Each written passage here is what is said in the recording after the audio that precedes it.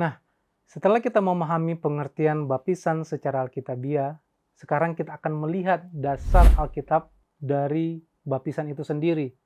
Hal ini penting supaya kita mengerti bahwa baptisan bukan ajaran manusia, bukan tradisi gereja, dan bukan kebiasaan turun-temurun. Baptisan adalah perintah langsung dari Tuhan Yesus Kristus. Yesus sendiri yang menetapkan baptisan sebagai bagian dari kehidupan orang percaya. Dalam Injil Markus pasal yang ke-16 ayat yang ke-16, Yesus berkata, "Siapa yang percaya dan dibaptis akan diselamatkan, tetapi siapa yang tidak percaya akan dihukum." Ayat ini dengan jelas menunjukkan urutan yang benar. Percaya terlebih dahulu, lalu dibaptis. Baptisan tidak berdiri sendiri. Baptisan selalu terkait dengan iman kepada Yesus.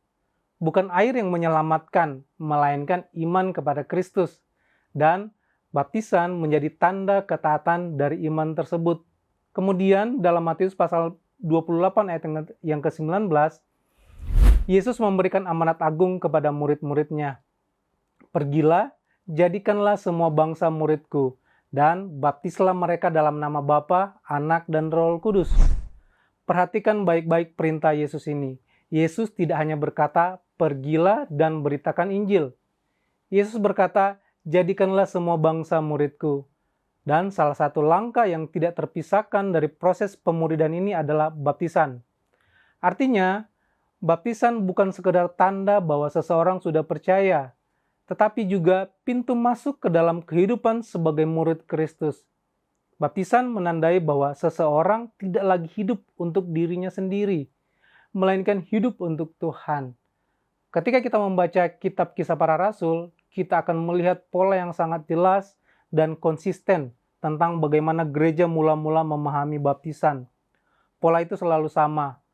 Orang mendengar Injil, orang percaya kepada Yesus, orang bertobat, dan kemudian orang tersebut dibaptis. Misalnya, pada hari Pentakosta, ketika Petrus memberitakan Injil, orang-orang yang mendengarnya terharu, hatinya bertanya, "Apakah yang harus kami perbuat?" Petrus menjawab, "Bertobatlah, dan hendaklah kamu masing-masing memberi dirimu dibaptis." Sekali lagi, urutannya sangat jelas, pertobatan dan iman melalui baptisan. Tidak ada satupun contoh dalam Perjanjian Baru di mana seseorang dibaptis tanpa iman, yang sadar kepada Yesus Kristus. Karena itu, secara alkitabiah, baptisan dilakukan kepada orang yang secara pribadi dan sadar percaya kepada Yesus sebagai Tuhan dan Juru Selamat. Baptisan bukan karena paksaan, bukan karena tradisi keluarga, bukan karena tekanan lingkungan, dan bukan hanya karena sudah waktunya. Baptisan adalah keputusan iman. Keputusan untuk berkata, "Aku percaya kepada Kristus. Aku bertobat dari hidup yang lama. Aku mau hidup sebagai murid Yesus." Itulah sebabnya baptisan tidak bisa dipisahkan dari pertobatan dan komitmen hidup.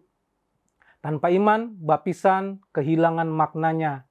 Dan tanpa ketaatan, iman menjadi tidak lengkap. Karena itu, dasar Alkitabiah baptisan mengajar kita satu kebenaran penting. Baptisan adalah respon ketaatan dari iman yang sejati. Dan respon itulah yang Tuhan kehendaki dari setiap orang percaya.